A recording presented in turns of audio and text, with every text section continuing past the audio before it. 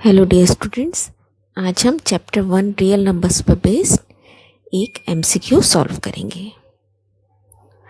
First question हमें बताना है which of the following is true.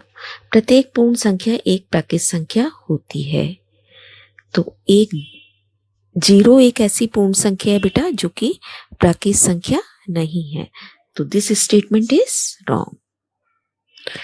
प्रत्येक पूर्णांक एक परिमेय संख्या होता है, ये सही है। प्रत्येक परिमेय संख्या इसका उल्टा एक पूर्णांक होती है, नो। कई परिमेय संख्या हमारे पास ऐसी होती हैं जो कि पूर्णांक नहीं होती, तो उपरोक्त सभी भी हमारे गलत हो गए। प्रत्येक प्राकृत संख्या पूर्ण संख्या होती है, करेक्ट, क्योंकि प्राकृत संख्याओं से बड़ा पूर्ण संख्याओं का ग्रुप होता है। पूर्णांक एक पूर्ण संख्या होती है, ठीक है। प्रत्येक परिमेय संख्या पूर्ण संख्या होती है, नो।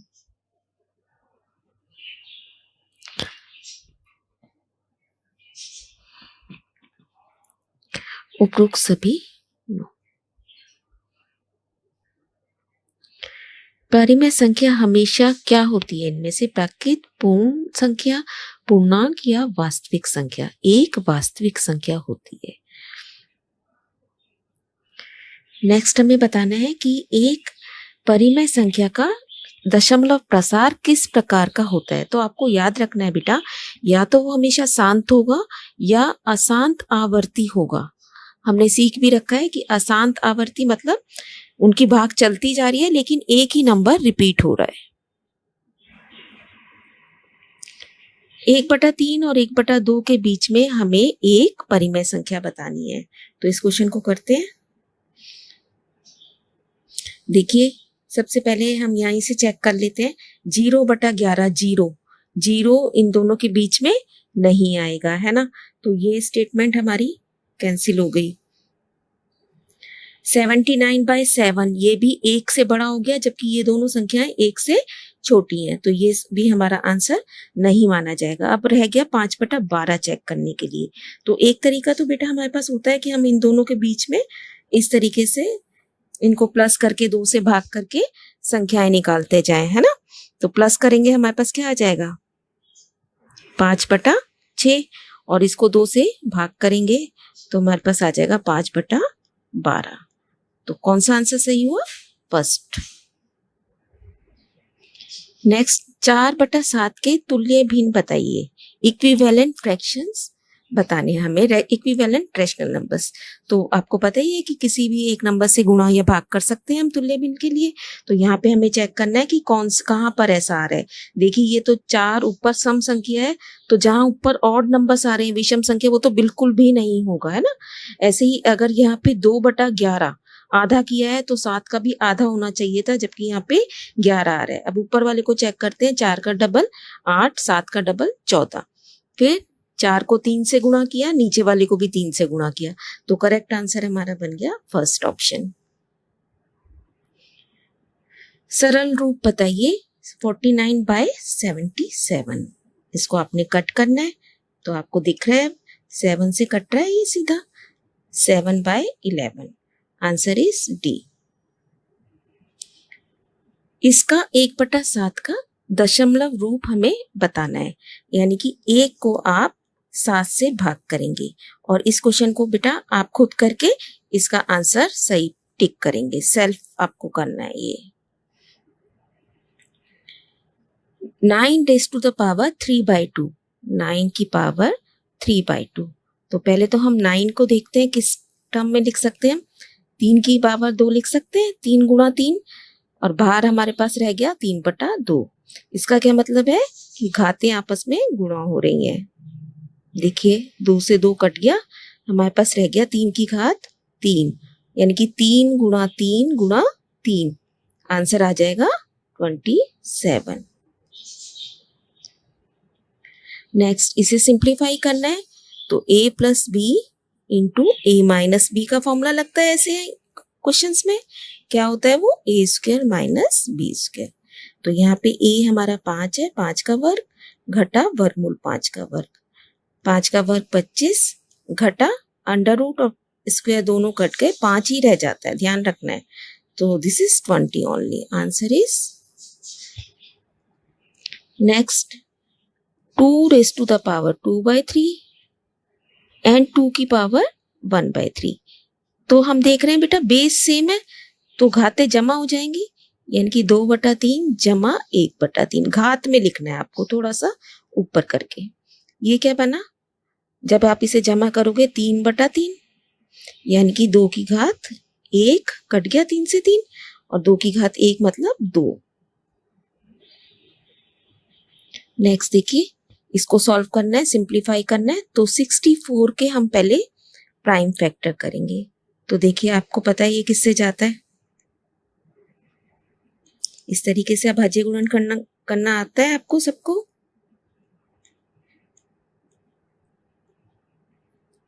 ये हो गया, तो 2 की घात कितना बना ये 6।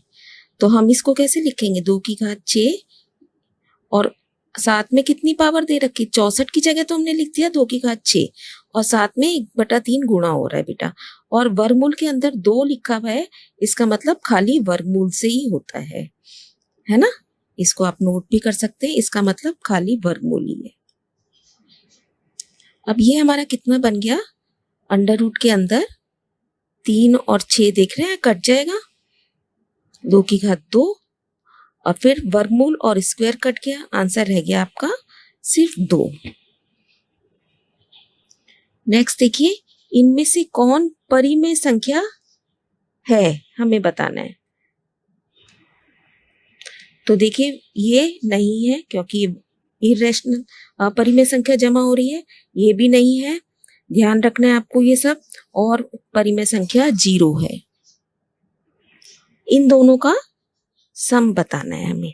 तो आपको पता है ये 0.3 बार, अगर हम इसको x मानते हैं, एक मैं आपको करके दिखा देती हूँ फटाफट।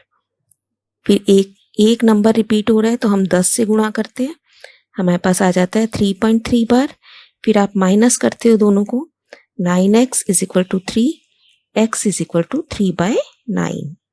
ऐसे ही अगर 0.4 बार है तो वो आपका कितना हो जाएगा 4/9।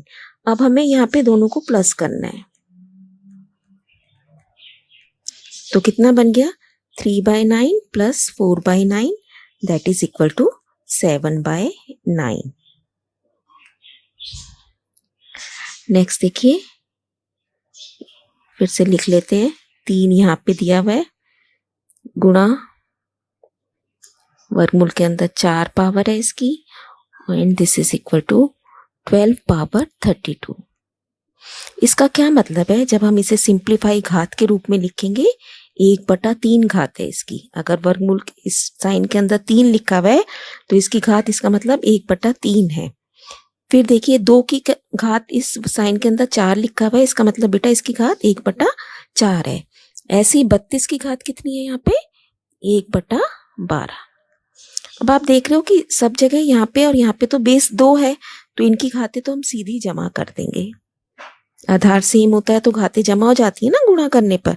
अब 32 को भी हम 2 के शेप में लिख सकते हैं 5, अभी हमने पीछे देखा भी था, और बाहर इसकी पावर है 1/12। तो अब सारी घातें 2 में आ गई हमारी। घात क्या बन गई 1/3 जमा 1/4 जमा 5/12, 5/12 गुणा होने पर 5/12 आएगा। अब घातों में ही देख रहे हो आप, क्वेश्चन बन गया हमारा। एलसीएम लेके इसे सॉल्व करेंगे, हमारे पास आ जाएगा 4 जमा 3 जमा 5। तो ये कितना बन गया 2 की घात 12/12। कट गया दोनों आपस में, 2 की घात 1 बचा जो कि सिर्फ 2 ही रह गया। Answer is a. नेक्स्ट देखिए, ये क्वेश्चन है हमारे पास, तो हम इसको यहां लिख लेते हैं 2²। तो 1 बाय 1 इसको सॉल्व करते हैं। देखिए 2 की घात 2 तो बेटा इधर है, और जब ये निशान के अंदर 3 लिखा हुआ है इसका मतलब 1/3 है, और फिर 4 लिखा हुआ है तो इसका मतलब 1/4। अब देखिए सारी घातों को सॉल्व कर लेते हैं। ये कट गया, 2 की घात 1/6 आंसर आ गया। आपको ध्यान रखना है कि जब घातें इस तरीके से हो है तो गुणा हो रही है इसका मतलब। लेकिन जब अभी हमने देखा था जब बेस के साथ गुणा हो रहे थे तो घातें जमा हो गई थी। डिफरेंस को ध्यान रखना है अपने।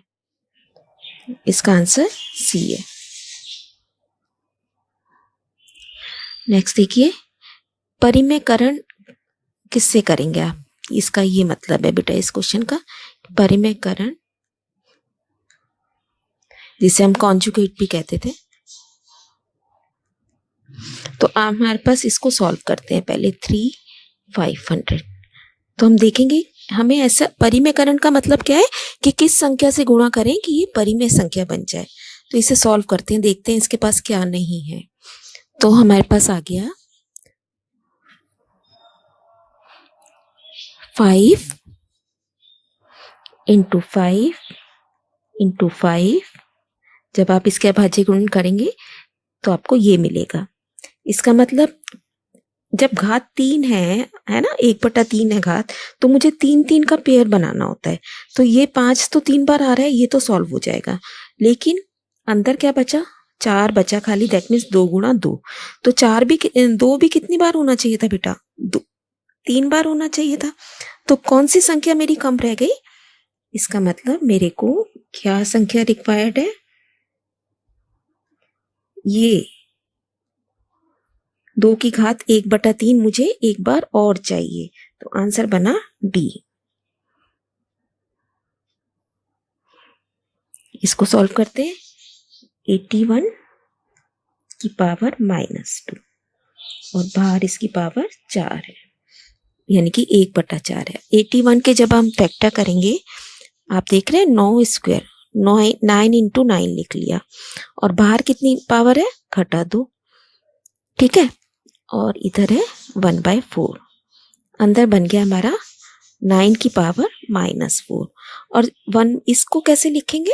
1/4, है ना। अगर ये साइन हमें हटाना है तो इसका मतलब पावर 1/4 है। अब देख रहे हैं आप, 4 से 4 कट गया, 9 की पावर रह गई -1 and that is equal to 1/9। नीचे जाके पावर पॉजिटिव हो जाएगी।